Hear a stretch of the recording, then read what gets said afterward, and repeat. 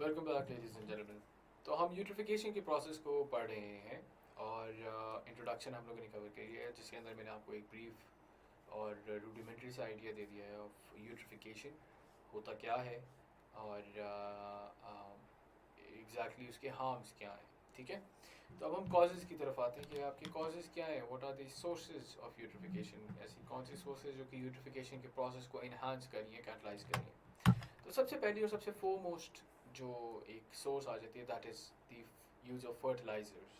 ठीक है, अब आपकी एग्रीकल्चरल प्रैक्टिसेस आपने शुरुआती वाले जो लेक्चर्स थे हमारे इंट्रोडक्शन के बाद के, जिसके अंदर हम एक बेस सेटिंग कर रहे थे, उसके अंदर हमने ग्रीन रेवोल्यूशन के बारे में पढ़ा था और आप लोगों को सारा को याद होना चाहिए अभी। तो ग्रीन रेवोल्यूशन के अंदर आपके फर्टिलाइजर्स जो आपके मैन मेड फर्टिलाइजर्स हैं उनका जो है इनकाद किया जाता है। ठीक है, और उसकी एक्सटेंसिव यूजेज हमें नज़र आती है, जिसके हमें बाद में हार्म्स नज़र आना शुरू होते हैं। टॉक्सिसिटी लेवल्स इंक्रीज़ होने के साथ साथ आपके, जैसे अभी हम लोगों ने पिछले वाले वीडियो में पढ़ा कि 1960 और 1970 की दहाई के अंदर आपके साइंटिस्ट ने फर्टिलाइज़र यूज़ को लिंक करना शुरू कर दिया था एल्गल ब्लूम्स के साथ। तो फर्टिलाइजर्स इस लिहाज से आपका सबसे बड़ा मसला बनकर सामने आते हैं when it comes to eutrophication. ठीक है, तो होता क्या है, agricultural practice and the use of fertilisers on lawns, golf courses and other fields, not only agricultural practices बल्कि जहाँ जहाँ भी फर्टिलाइजर आपका एक्सेसिवली इस्तेमाल हो रहा है, वो फॉस्फेट और नाइट्रेट न्यूट्रिएंट एक्यूमुलेशन का बायस बनता है। When these nutrients are washed by surface runoff into lakes, surface runoff का क्या मतलब है?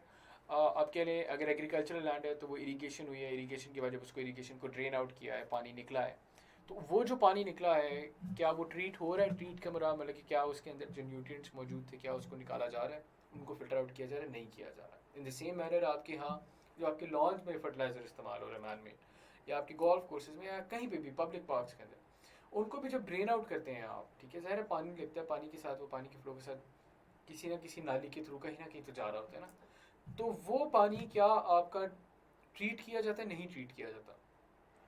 तो ये आप, हम इसे कहते हैं रन ऑफ। ठीक है, तो वो आपके रन ऑफ करता है। अब वो आपकी फ्लड्स के फॉर्म में भी सरफेस रन ऑफ हो सकते हैं, बारिश आई है एकदम से, फ्लडिंग हुई है, फ्लडिंग के साथ साथ आपके जितने न्यूट्रिएंट्स मौजूद थे वो सारे किसी न किसी वाटर बॉडी के अंदर जाके एक्यूमुलेट होना शुरू हो गए। तो that is also completely different, it is a different case. ठीक है, तो होता क्या है, जब ये न्यूट्रिएंट्स आपके आ जाते हैं तो आपके यहाँ प्लांटन्स और एल्जाई, ये दो पर्टिकुलर स्पीशीज़ हैं जो कि डेवलप होना शुरू हो जाती हैं। ठीक है, और एल्जाई जो है वो खसूसन इसलिए मसले की बात है क्योंकि वो आपकी पानी की सतह के ऊपर उगना शुरू हो जाती है और वो पानी की सनलाइट को, कार्बन डाइऑक्साइड को and of course then oxygen की सप्लाई को भी हिंडर कर रही होती है। ठीक है, तो ये तो हो गया इसका मसला फर्टिलाइजर का। इन द सेम मैनर आपकी जो एनिमल फीडिंग ऑपरेशंस है, ये भी हाई सोर्स ऑफ न्यूट्रिएंट्स जो हैं उनको जो है रिलीज करता है। इन द सेम मैनर आपकी, जो आपको पता है काउ डंग जो है, काउ डंग भी तो आपका एक नेचुरल फर्टिलाइजर है ना, तो काउ डंग का भी एक्सेसिव इस्तेमाल जो है, और वो एक्सेसिव इस्तेमाल ना भी हो, नेचुरल इस्तेमाल भी है, तो उसका इस्तेमाल भी फिर आपका न्यूट्रिएंट रिलीज का बायस बनता है, जो कि इवेंचुअली आपकी वाटर बॉडीज़ के अंदर जा रहा है। तो ये वाटर बॉडीज़ के अंदर न्यूट्रिएंट्स का जाना एक ही नेचुरल प्रोसेस है, लेकिन आपकी मैन मेड इंटरवेंशंस की वजह से इस नेचुरल प्रोसेस में बतदरीज इजाफा नजर आया, और इजाफे की वजह से जो प्रोसेस यूट्रिफिकेशन का दिहाइयों के ऊपर मबनी था, सदियों के ऊपर मबनी था, वही प्रोसेस अब कुछ सालों के ऊपर रह गया है। तो ये बड़ी प्रॉब्लमेटिक बात बन जाती है।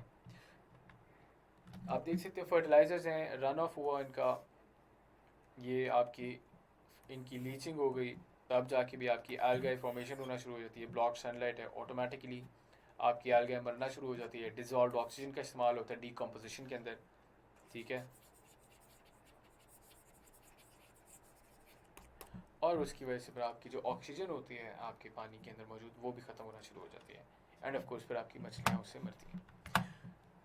फिर दूसरा कॉज जो बन जाता है, जहाँ पे एग्रीकल्चर का मसला है वहीं पे आपकी डायरेक्ट सीवेज और इंडस्ट्रियल वेस्ट डिस्चार्ज का भी मसला है। एग्जैक्टली सेम रीजंस, बस फ़र्क ये है कि एग्रीकल्चर या आपके वो लैंड यूज से नहीं हो रही है, आपके सीवेज या इंडस्ट्रियल वेस्ट डिस्चार्ज से हो रही है, जिसके अंदर आपके वेस्ट को ट्रीट नहीं किया जा रहा और उसके अंदर it is rich in nutrients, और वही वेस्ट जो है आपके नालों के थ्रू होता हुआ आपके किसी न किसी वाटर बॉडी के अंदर जा रहा है।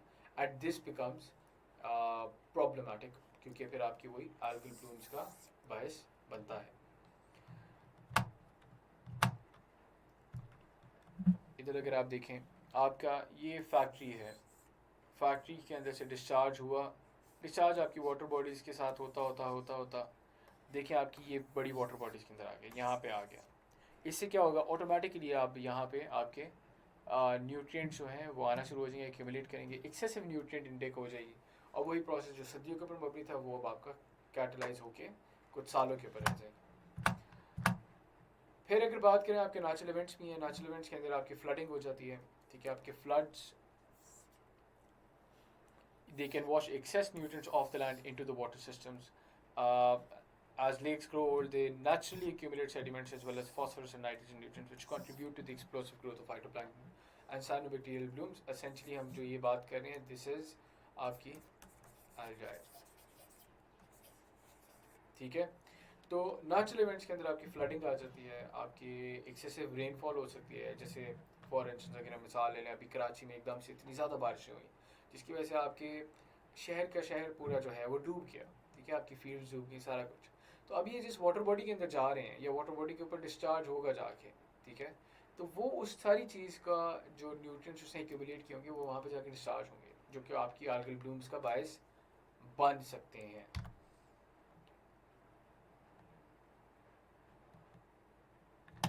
तो मेरा ख्याल यहाँ पे मैं इस वीडियो को ख़त्म करता हूँ। ये कॉजेज़ की जो वीडियो है, कॉजेज़ का उम्मीद है आपको समझ आ गई होगी। बड़ी बेसिक सी बात है, बहुत आसान फहम बात है, आम फहम बात है। आपको उम्मीद है इसमें कोई समझने में दुश्वारी नहीं होगी। और अब हम आगे जो है, before I move on to the stages of eutrophication, मैं आप लोगों को कहता हूँ कि आप एक ब्रेक ले लें, अगली वीडियो में आपसे फिर मुलाकात होती है।